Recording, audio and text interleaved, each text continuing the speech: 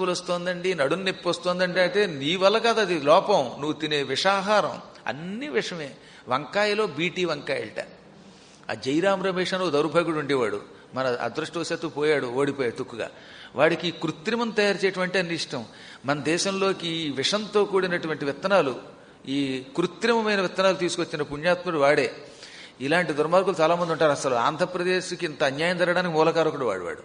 ఇలాంటి వాళ్ళు చాలామంది ఉంటారు మనకి తెలియకుండా. ఏమిటో తెలియదు వాళ్ళకి. ఈ విషాహారాలు మనకు అందజేస్తే విదేశాల నుంచి డబ్బులు వస్తాయి, అవి తీసుకుంటారు, దానివల్ల మన పాడు చేస్తున్నారు. ఎప్పుడూ కూడా ప్రకృతి సిద్ధమైన ఆహారాన్ని ప్రోత్సహించాలి, దానివల్ల మనకు ఎక్కువ లాభం వస్తుంది. సరే, ఏం చేస్తానండి, అదో పక్కన పెడితే పాప ఆ మహారాజు గారికి ప్రాకృతికమైన ఆహారం అంతా ఇచ్చేవారు. మంచి ఆహారం, దుంపలు అవి పెడుతూ ఉంటే అవి తిని కాంతివంతమైన శరీరంతో సుఖంగా ఉన్నాడు. ఆయనకి ఈ ఆశ్రమంలో ఉన్నంతకాలం ఒక రకమైన మనశ్శాంతి లభించింది. తెల్లవారుజామున మహానుభావుల వేద పఠనం, తర్వాత ఉపనిషద్వాక్యాలు, ఆపై యజ్ఞం, యజ్ఞం అయిన తర్వాత ప్రసాదం, ప్రసాదం అయిన తర్వాత ఈ నీవార ధాన్యంతో కూడిన ఆహారం, మళ్ళీ కాస్త ఫలహారం. మధ్యాహ్నం పూట ప్రత్యేకంగా పురాణాలు చెప్పేవారట వాళ్ళు. పురాణ గాథలు కూడా వాళ్ళు చెబుతూ ఉంటే స్పష్టంగా అర్థమయ్యింది. కొంతమంది పురాణం చెబుతూ ఉంటే అవతలవాడికి సూటిగా అర్థమవుతుంది, లోపలికి వెళ్ళిపోయి హత్తుకుపోతుంది. కొంతమంది అలా శ్లోకం చదువుకుంటూ ఎందుకు వచ్చిందిరా దేవుడా అని అదో భాష చెబుతారు. అది కృత్రిమ భాష. కృత్రిమ భాష వల్ల ఏమవుతుందన్నమాట, ఏమయ్యా ఆ యొక్క అంటూ మొదలు పెడితే ఈ ఏమయ్యాలు ఆ యొక్క తప్ప ఇంకేం వినపడదు. అప్పుడు మీకు అర్థం కాకపోతే ఎందుకు వచ్చిందిరా బాబు అని వినకుండా పోతారు. జనం రాకపోవడానికి ఇది కూడా ఒక కారణం అయ్యి ఉండొచ్చు కాక. ఒక్కొక్కసారి ఎంత బాగా చెప్పినా రాకపోవచ్చు కాక. ఈ జనం ఎప్పుడు వస్తారో ఎప్పుడు రాదో కూడా తెలియదు. అది పక్కన పెడితే మొత్తం మీద అవతల వాడికి అర్థమయ్యేలా సూటిగా స్పష్టంగా చెప్పడం ఒక కళ. ఆ కళలో ఆరితేరిన వాడు వ్యాసుడు, సూత మహర్షి. అంతకంటే గొప్ప ఈ సుమేధుడు. ఆయన ప్రతిదినము మధ్యాహ్నం భోజనానంతరం, భోజనం అంటే ఇందాక నేను చెప్పినట్టుగా కందమూలాలేగా, దుంపలు పళ్ళు తిన్నాక జనం అందరినీ కూర్చోబెట్టేవాడు, ఆ ఋషులందరినీ. వాళ్ళకి మధ్యాహ్నం మొదలు పెడితే సాయం సంధ్యా సమయమునకు ఆపేసేవాడు. సంధ్యావందనం చేసుకుని మళ్ళీ వాడంతా విశ్రాంతి తీసుకునేవారు. రాజుగారు ఓ వారం రోజుల పాటు వాళ్లతో గడిపాడు. కానీ లోపల బాధ మాత్రం పోవట్లేదట. ఎన్ని పురాణములు విన్నా, ఎన్ని యజ్ఞములు చూసినా, ఎన్ని రకాలైన ఆహార పదార్థములు లభించినా, మహాత్ముల సాంగత్యమున్న లోపల మాత్రం దుఃఖం పోవట్లేదట. సంచిత సోతి దుఃఖే నక్షయం కోసో గమిష్యతి ఏతచ్చాన్యచ్చ సతతం చింతయామాస పార్థివగా. ఆయన ఖాళీ దొరికినప్పుడు, లేదా నిద్రపోవడానికి దర్భ ఆసనాలు వేసుకు పడుకునేటప్పుడు, అక్కడని దర్భగా, అందువల్ల దర్భల మీద పడుకునేవాడు, లేదా జింక చర్మాల మీద పడుకునేవాడు. ఈ పడుకున్నప్పుడు వెంటనే నిద్ర పట్టేది కాదట. పడుకుని ఆలోచనలోకి వెళ్ళేవాడు. అప్పుడు మనం చాలామంది చూసారా, అలా పడుకుంటారు, అలా వాట్సాప్లు చూసుకుంటారు. ఇంకేం నిద్ర పడుతుంది, నాకు నిద్ర పట్టలేదండి అంటారు పొద్దునే. ఏం నిద్ర పడుతుందండి, అలా పడుకున్నాడు అనుకుంటాం. మనం పడుకున్నప్పటి నుంచి ఇలా నొక్కుని టిక్ టిక్ టిక్ అని సెల్ ఫోన్లు, అందులో వాట్సాప్లు, ఇంకేదో యాప్లు, ఇవన్నీ టిప్పు అని నొక్కుంటూ ఉంటే మన తలలోకి నిప్పులు వస్తాయి మంటలో. దాంతో ఏమవుతుందనమాట, ముప్పు వస్తుంది, నిద్ర రాదు. పురాణం వింటే కొంతవరకు పర్వాలా. నేనేమనుకున్నాను, ఒక ఆయన్ని చూసి, ఆయన ఎప్పుడు పద్మాకర్ గారి పురాణం వింటున్నాడేమో అనుకున్నాను. పద్మాకర్ గారి పురాణం వినేది అరగంట అయితే, ఇంకో పద్మాకర్ గారి యొక్క పురాణాలు వేరే కూడా చూసుకుంటూ, ఈ పూట మనకి ఏం పాట వచ్చింది, ఇందులో మహానటి వచ్చిందా లేకపోతే అతినట్టు వచ్చిందా అని చూసుకునేవాళ్ళు ఉంటారు. దీనివల్ల బుర్ర పాడవుతుంది. అపవిత్రమైనవి ఎక్కువ చూస్తే, కొన్ని పవిత్రమైన సినిమాలు పాటలు ఎలాగో చూడండి, వినండి, తప్పులేదు. కానీ ఎక్కువసేపు వాటి మీద దృష్టి పెడితే ఇవే బుర్రలో తిరుగుతాయి. అప్పుడు నిద్ర రాదు. నిద్ర రాకపోతే అనారోగ్యం వస్తుంది, మనిషి శరీరం పాడైపోతుంది. పోనీ పురాణాలు చదువుతూనో కావ్యాలు రాస్తూనో నిద్రపోలేదంటే అది మంచిది, కనీసం ఏం కాకపోతే పరమైన వస్తుంది. ఇప్పుడు రాజుగారి పరిస్థితి ఏంటంటే, ఆ రోజుల్లో ఫోన్లు లేవు, కానీ ఆయనకి వేరే వాట్సాప్ ఒకటి. ఏమిటది, నా ఆశ్రమం అంతా పోయింది, నా ఆస్తి అంతా పోయింది, నా కోట్లన్నీ పోయాయి, నేను శత్రువుల చేతిలో తొక్కు కింద ఓడిపోయాను. అబ్బా, ఎన్నాళ్ళు కష్టపడితే అంత ఖజానా నిండా డబ్బెలా వచ్చింది. నాకు ఖజానా నింపాను నేను చాలా కాలం కష్టపడి. ఎన్నో ఏళ్ళు కష్టపడి శత్రువుల్ని జయించి ప్రజల దగ్గర కప్పం పుచ్చుకొని, నేను ప్రజల్ని బాగా ప్రోత్సహించి, పరిశ్రమలు పెట్టించి, వ్యవసాయాలు చేయించి, తద్వారా వచ్చిన డబ్బుతో నా ధనాగారాన్ని నింపాను. నా కోశాగారం, నా ట్రెజరీ ఆఫీస్ అంతా బంగారం మయమైపోయింది. బంగారాలు, నవరత్నాలు ఇవన్నీ నా దగ్గర ఉన్న కోశాగారంలో ఉన్నాయి. అంత డబ్బంతా ఇప్పుడు పోయింది. పోవడం కాదు, క్షయం కోశః గమిష్యతి. నేను ఓడిపోయి వచ్చానుగా, నా శత్రువులంతా నా ధనాగారాన్ని లాగేసుకునే ఉంటారు. అందులో ఉన్న బంగారం, నగలు, నవరత్నాలు వీటన్నిటినీ పట్టుకుపోయి ఉంటారు, దోచేసుకుని ఉంటారు. నా మొత్తం కోశాగారం అంతా క్షీణమైపోయి ఉంటుంది. నా డబ్బంతా పాడు చేసి ఉంటారు. వాళ్ళ సొమ్మేం పోయింది, కష్టపడి సంపాదించేవాడికి తెలుస్తుంది. అప్పనంగా దానిని దొంగతనంగా పట్టుకుపోయిన వాడికి విలువేం తెలుస్తుంది. కాబట్టి దౌర్భాగ్యులు నా డబ్బంతా పాడు చేసి ఉంటారు. నా ఏనుగు ఎంత బలమైన ఏనుగు, పట్టపుటేనుగు. ఆ పట్టపుటేనుగు మీద హాయిగా ఠీవిగా పురవీధుల్లో తిరిగేవాణ్ణి. సోరహస్తి, మంచి బలమైన ఆ ఏనుగు శత్రువులు వశమైపోయి ఉంటుంది. ఇప్పుడు శత్రువులు దాని మీద ఊరేగుతున్నారేమో. నా సింహాసనం మీద ఏ దౌర్భాగ్యుడు కూర్చున్నాడో, నా భటులంతా ఇప్పుడు ఎవరికి ఊడిగని చేస్తున్నారో. నిన్న మొన్నటిదాకా మహానుభావ నువ్వే రాజు అని నాకు దండం పెట్టారు, ఇప్పుడు వాళ్ళకి దండం పెడుతున్నారేమో. నా దగ్గర ఉన్నటువంటి మంత్రులంతా ఆయనకే సేవ చేస్తున్నారేమో. నా అంతఃపురంలో ఏ దౌర్భాగ్యుడు పడుకున్నాడు. ఎంత కష్టపడి బంగారం లాంటి మంచి ఒక పానుపుతో కూడినటువంటి సెయ్యి తయారు చేయించుకున్నాను. పెద్ద పరుపు చేయించుకున్నట్ట, మెత్తని పరుపు చేయించుకున్నట్ట. ఎంత పరుపు పట్టడానికి మంచం చేయించుకున్నట్ట. ఆ మంచం మళ్ళీ టేకుతో చేయించుకుని కోళ్లంతా రత్నాలతో అలంకరించేట, దంతాలు చుట్టూతో అమర్చేట, వెనక ముందు అద్దాలు పెట్టుకున్నట్ట. అటువంటి నా మంచం మీద ఉన్న పరుపు ఏ దౌర్భాగ్యుడి వశమై ఎవడ పడుకుంటున్నాడో. నేను రేపు పొద్దున ఎప్పుడైనా అంతఃపురానికి వెడదామంటే ఆ మంచం అంతా కంపైపోతే దాని మీద ఎలా పడుకుంటాను అంటే వెడతామని ఆశ ఉంది ఇంకా ఆయనకి. ఎప్పుడైనా మళ్ళీ నా అంతఃపురం నా వశమైతే నా మంచం మీద పడుకోవాలంటే ఎంత అసహ్యంగా ఉంటుంది. నా మంచం మీద ఏ నీచుడో పడుకుని ఉంటే ఇప్పుడు ఆ మంచం ఏం చెయ్యాలి, అసలు మంచం ఉందో లేదో, కంచమేమైందో, కొంచెమేమైందో అంటూ ఈ రకంగా తన రాజధాని, తన డబ్బు, తన అంతఃపురం, తన మంచాలు, తన కంచాలు వీటి గురించి ఆలోచిస్తూ పాపం ఈయన మంచం మీద పడ్డాడు.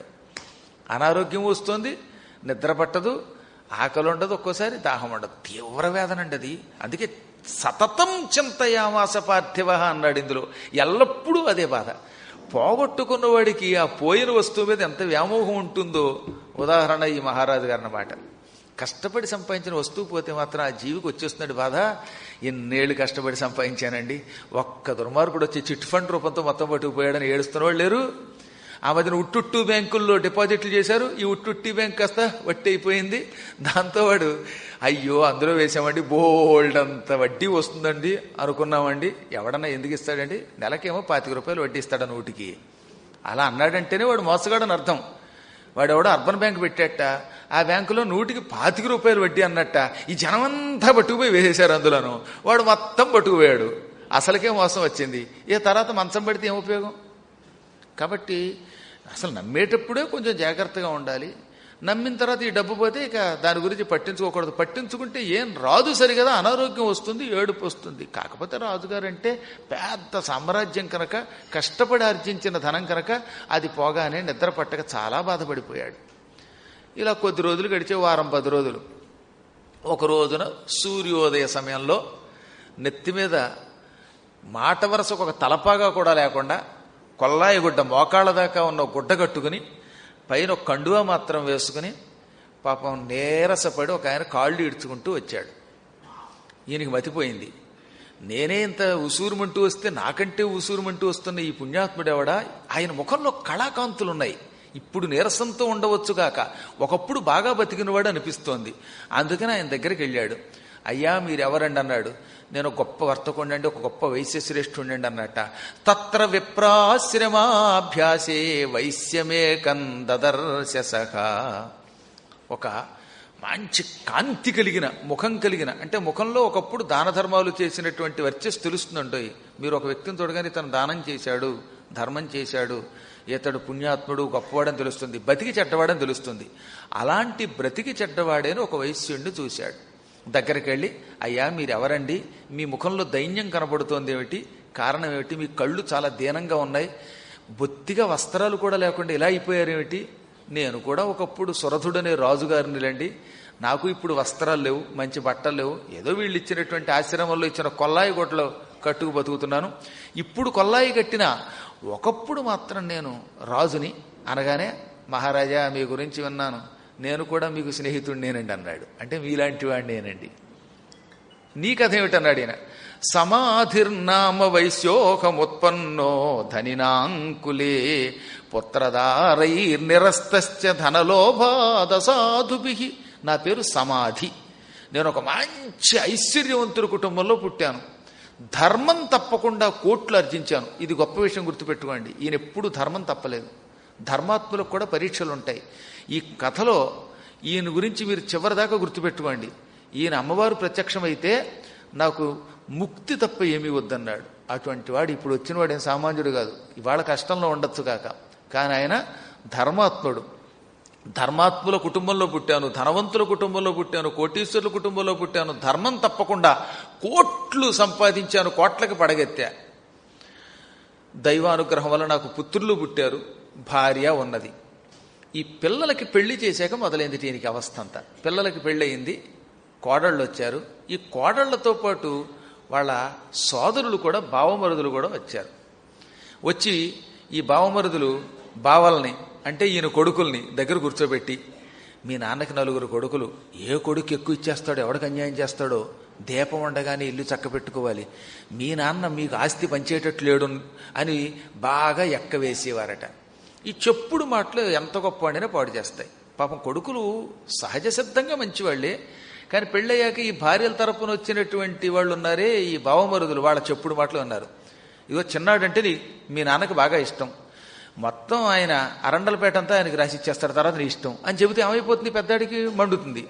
పెద్దాడి దగ్గర వాడి బావమరిది ఏం చెప్పేవాడు, చిన్నాడు గురించి చెప్పేవాడు. చిన్నాడి దగ్గర ఏం చెప్పేవారు, పెద్దాడి బావమరిది గురించి చెప్పేవారు. ఇలా ఒకళ్ళ మీద ఒకళ్ళకి చెప్పారు, మీ నాన్నగారు మీకు డబ్బు ఇవ్వడు, మీ నాన్న ధర్మాత్ముడు, ఇదంతా తీసుకెళ్ళి ఏ మఠానికో రాసేస్తాడు, తర్వాత మీ ఇష్టం అని కొంతమంది రెచ్చగొట్టారట.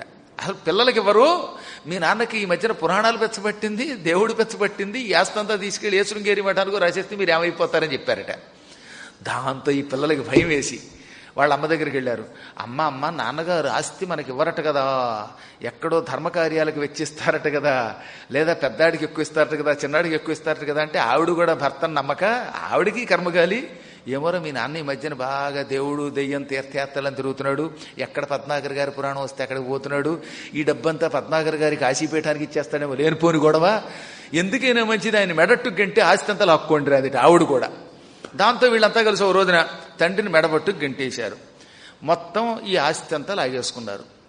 ఈ విధంగా ధర్మాత్ముణ్ణి అందరికీ సమానంగా ఇచ్చేవాడిని, ఏ పక్షపాతం లేనివాడిని, నా కర్మగాలి చెప్పుడు మాటలు విన్న కుమారుల చేత, భార్య చేత బయటికి గంట పెట్టానన్నాడండి ఆయన. పాపం పుత్రదారైహి అంటే కొడుకులు, భార్య, వీళ్ళందరి చేత ధనలోభాత్ డబ్బు మీదున్న వ్యామోహంతో బయటికి గంటపడ్డాను. వాళ్ళు అసాధువులయ్యారు. ఒక్కోసారి మనకు అనుమానం రావచ్చు, వాళ్ళు కూడా చిన్నప్పుడు ఈయన దగ్గరే పెరిగిన వాళ్ళు ఉత్తములే కదా అని. మీరు ఎంత ఉత్తములైనా సాంగత్యం ప్రమాదం. మీరు ఎంత గొప్పవాళ్ళైనా అందుకే సాంగత్యం బాగుండాలి, సత్సంగతి ఉండాలి.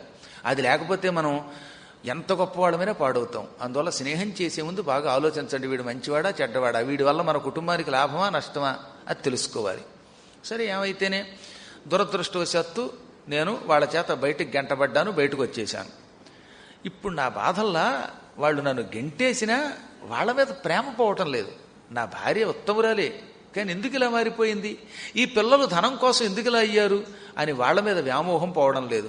అప్పుడప్పుడు నాకు ఏమనిపిస్తుందంటే, నేను కష్టపడి సంపాదించాను, ఇది పవిత్రధనం, ఈ పవిత్రధనాన్ని నేను బయటకు వచ్చిన తర్వాత నా పిల్లలు వ్యసనములకు పాడు చేస్తారేమో, వాళ్ళు ఖర్చు పెట్టుకు తిన్నా పర్వాలేదట, కానీ వాళ్ళు వ్యసనములకు ఎక్కడ పాడు చేస్తారో అని బాధపడ్డాడు. ఇలాంటి వాళ్ళు ఎక్కడైనా ఉంటారో ఒకసారి ఆలోచించండి. ఆయన డబ్బు పోయిందని బాధపడ్డంలా, ఈ డబ్బుని ఒకవేళ వాళ్ళు ఏదైనా చెడ్డకి పాడు చేస్తారేమో. డబ్బు పోతే మనం సంపాదించవచ్చు, కానీ వ్యసనములకు తగలేస్తే పిల్లలు వ్యసనముల వల్ల ఆరోగ్యాన్ని, శరీరాన్ని, మనస్సుని, కుటుంబాన్ని పాడు చేసుకుంటే వాళ్ళు బాగు చేయడం కష్టం. అందువల్ల నేను చింతిస్తూ ఇక్కడికి వచ్చాను. ఇక్కడ ఈ ఆశ్రమ వాతావరణం ఆకర్షించింది. అదృష్టవశాత్తు మహారాజువి, నువ్వు కూడా ఒకప్పుడు గొప్పగా బతికిన వాడివి, ఇప్పుడు ప్రస్తుతం ఏమీ లేకుండా బాధపడుతున్న వాడివి దొరికావు. ఇద్దరు బాధల్లో ఉన్నవాళ్ళు కలవడం మంచిది అనగానే ఆయన వెంటనే ఈయన్ని వెంట పెట్టుకుని ఈయన కష్టాల్లో ఉండి ఇక్కడికి వచ్చాడండి, మీరు నాకు ఇచ్చిన ఆశ్రమంలో ఈయనకు కూడా నేను ఆశ్రయం ఇద్దాం అనుకుంటున్నాను, మన ఆశ్రమం ఈయనకు ఆశ్రయం అవుతుంది, మీకు చెప్పి చేద్దామండి అని వచ్చానన్నట్టు ఆయన.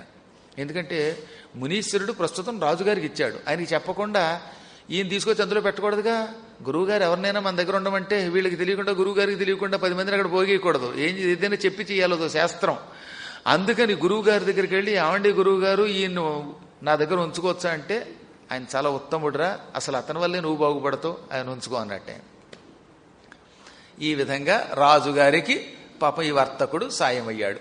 ఈ ఇద్దరు గుడిసెలో ఉండేవారు, చక్కగా పురాణాలు వినేవారు, యజ్ఞములు చూసేవారు. కొంతకాలం బాగానే ఉన్నారు. కానీ రాత్రిపూట ఇద్దరికి మెలకు వచ్చేసేది, ఇద్దరికి నిద్ర పట్టేది కాదు.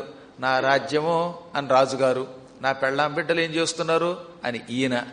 ఈ ఇద్దరు లోపల లోపల కొంత బెంగ పెట్టుకుంటూనే ఉన్నారు. అది అంత తేలిగ్గా పోతే సంసార బంధం ఎందుకంటారండి బాబు.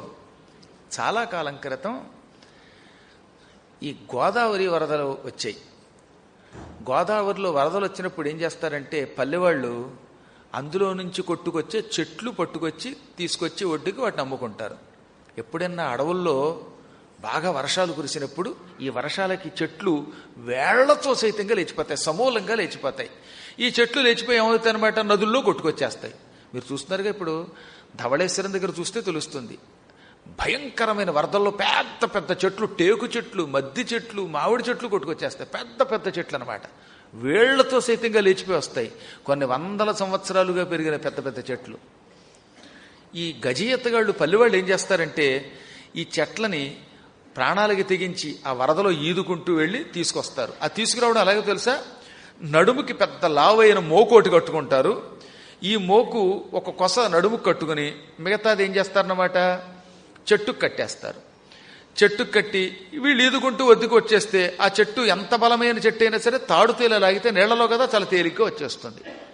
ఒక్కోసారి అదృష్టవశాత్తు ఏ గంధం చెట్టు, టేకు చెట్టు, మద్ది చెట్టు దొరికిందా బ్రహ్మాండమైన రేటు వస్తుంది దానికి. ఆ డబ్బుతో ఒక ఏడాది పాటు సుఖంగా బతకచ్చు. కాబట్టి చెట్లు మంచివి దొరికాయా వాళ్ళకి బాగా డబ్బు వస్తుంది. డబ్బు వచ్చిందంటే సుఖంగా బతకచ్చు. నేను చూసి ఒక ఆయన ఒక గంధం చెట్టు కొట్టుకొచ్చింది గోదావరిలో, 2 లక్షలకు అమ్మాడు ఆయన. చూస్తుండే ఒక చెట్టుకి 2 లక్షలు వచ్చింది. ఏది నేను చెప్పి చిన్నప్పుడు ఆ రోజుల్లో అంత గొప్ప గంధం చెట్టు అది. అందువల్ల ఏ సమయంలో ఎవడికి ఎలా అదృష్టం తిరుగుతుందో తెలియదు. అందుకని వరదలు ఎప్పుడు వస్తాయా, చెట్లు మంచివి కొట్టుకొస్తాయా, కొట్టుకొస్తే వాటిని మనం కొట్టుకొద్దాం, వాటిని ప్రజలకు అమ్ముకుందాం, మనం డబ్బు సంపాదించుకుందాం అని ఎదురు చూస్తారు వాళ్ళు. ఒకసారి అలాగే గోదావరికి వరదలు వచ్చాయి. ఆ వరదల్లో పెద్ద పెద్ద చెట్లు కొట్టుకొస్తున్నాయి.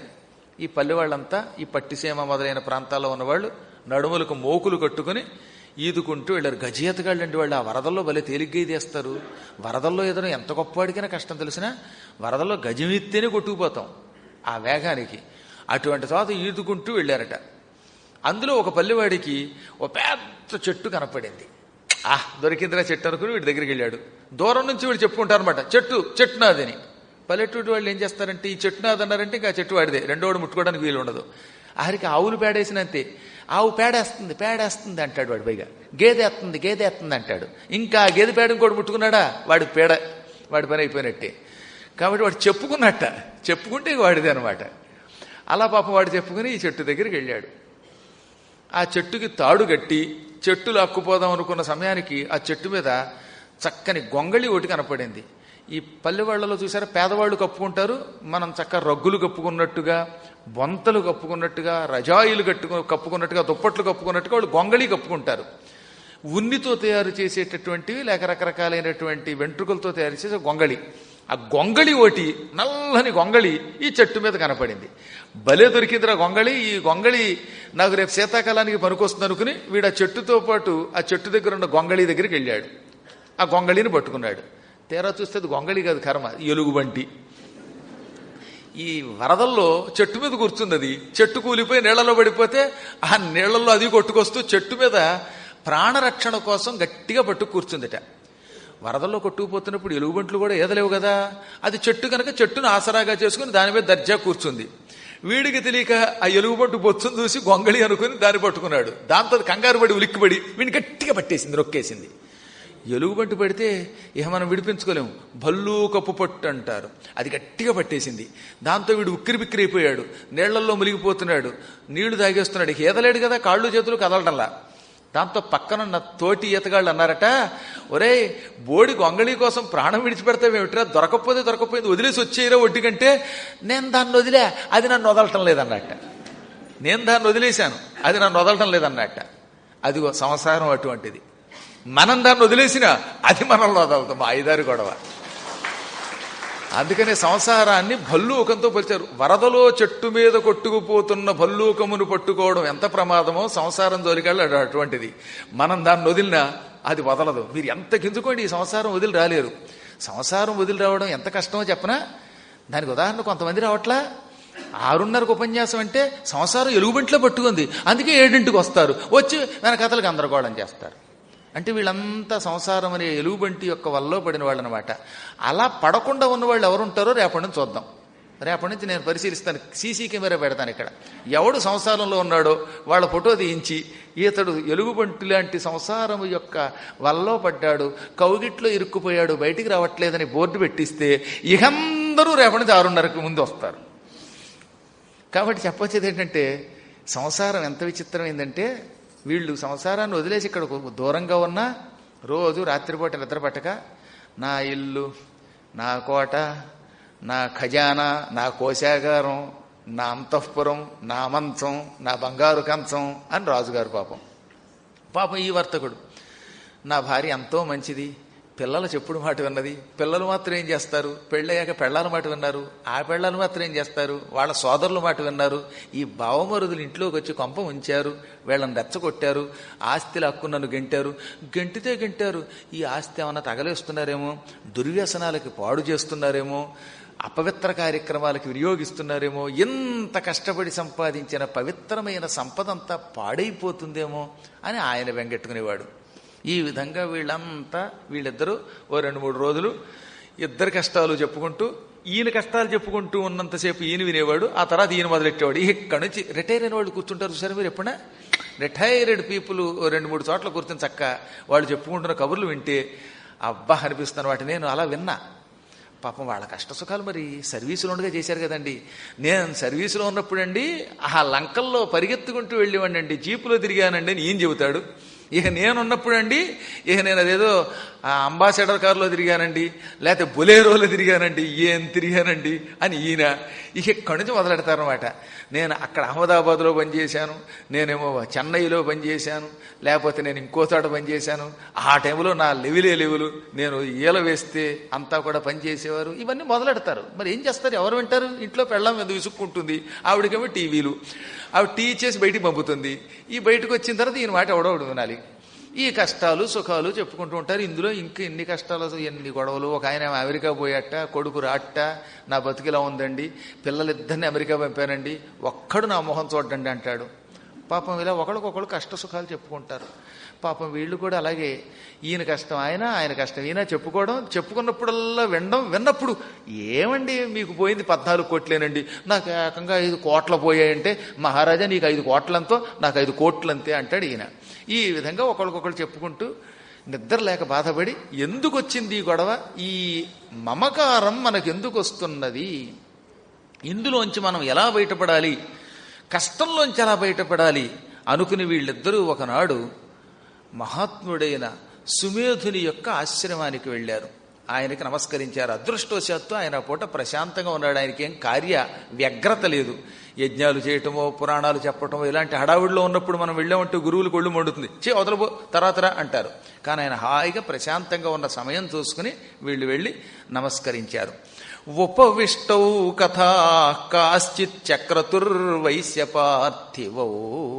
ఈ ఇద్దరు కూడా ఈ సుమేధుడు అనేటటువంటి మహర్షికి కష్టసుఖాలు చెప్పుకోవడానికి వెళ్ళి వినయంగా నమస్కరించారు. నాయనలారా కూర్చోండి అన్నాడు ఆయన. ఈ వర్తకుడి పేరు సమాధి, రాజుగారి పేరు సురథుడు. ఈ సమాధి సురథుడు ఇద్దరు కూర్చున్నాక రాజుగారు ఇద్దరు తరపున నేను ప్రశ్నిస్తానన్నట్ట. ప్రశ్నించమన్నాడు ఆయన. భగవన్ త్వామహం ప్రష్టుం ఇచ్చామి ఏకం వదస్సతత్. మాకు అనుమానం ఉన్నది, ఒకటే అనుమానం. ఆ ఒక్క అనుమానం ఓ పెద్ద కథకి దారి తీయవచ్చుగాక. అడగడం ఒక్క అనుమానమే అడిగినా బోలెడన్ని విశేషాలు దాని ద్వారా రావచ్చు. అటువంటి ప్రశ్న నేను నిన్ను అడుగుతాను. నువ్వు సాక్షాత్ భగవత్ స్వరూపుడివి, జ్ఞానివి, భూత భవిష్యద్వర్తమానములు ఎరిగిన వాడివి. అడిగిన వెంటనే శిష్యుల సందేహాలు తీర్చగలవు, వారికి కష్టంలోంచి బయటపడడానికి కావలసిన మార్గం కూడా నిర్దేశిస్తావు. అందుకే అడుగుతున్నాను కానీ అడగండి అన్నాడు ఆయన. ఈయన చాలా ధర్మాత్ముడు. ఆయన యొక్క పూర్వ విశేషాలు మీకు తెలుసు కాబట్టి ఆయన గురించి నేను చెప్పక్కర్లేదు. మీకు దివ్య దృష్టి ఉన్నది. కష్టపడి సంపాదించాడు ధనం, దాన్ని భార్య పిల్లలు లాక్కొని బయటికి గంటారు. అలా గంటేసిన భార్య మీద పిల్లల మీద ఇంకా ఆయనకి ఎందుకు వ్యామోహం వస్తున్నది? అయ్యో పోయింది పోయింది అనుకోకుండా పోయిన డబ్బు ఏమైతే మనకెందుకు, అయినా అది ఏమైపోతుందో అని ఆయనకి ఎందుకు వ్యామోహం? ఇక నా సంగతి తీసుకో. కోట పోయింది, నా మాట పోయింది, సంపద పోయింది, అన్నీ పోయినా ఇంకా కోట మీద, మంత్రుల మీద, సైనికుల మీద, రాజ్యం మీద వ్యామోహం నాగుపోవడం లేదు. ఏమిటి వ్యామోహం?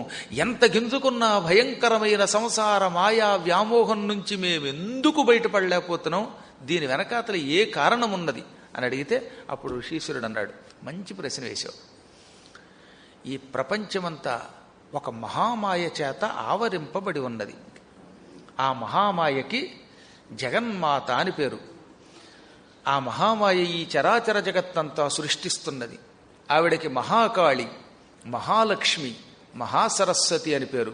ఆవిడ హ్రీం అనే ఒక అక్షరం ఆకారంలో ఉన్న ఆసనంలో ఉంటుంది. హ్రీం అనేది ఒక గొప్ప బీజం. ఈ బీజంలో పైన హా ఉంది, ఈకారం ఉన్నది, కింద రేఫ ఉన్నది, పక్కన సున్నా ఉన్నది. హకారకారముల హ, హకారి ఈకారములు హి, కింద రేఫ ఉంటుంది, పక్కన బిందువు సున్నా ఉంటుంది. ఇందులో హ అంటే ఆకాశం. ఆకాశం వలె అనంతమైన శక్తి అమ్మది. దానికి హ అని పేరు. హాకి ఈ కలిస్తే హీ అవుతుంది. ఈ అంటే లక్ష్మీ బీజం. హ అంటే ఆకాశస్వరూపిణి. ఆకాశం అంటే ఈ పై ఆకాశం అనుకోకండి, దహరాకాశరూపిణి అని లలితా సహస్రనామంలో అమ్మవారికి ఒక పేరున్నది. మన హృదయం ఒక ఆకాశం అంటే అమ్మవారు హృదయములో ఉండేది. హృదయములో ఉన్న శక్తికి హ అని పేరు.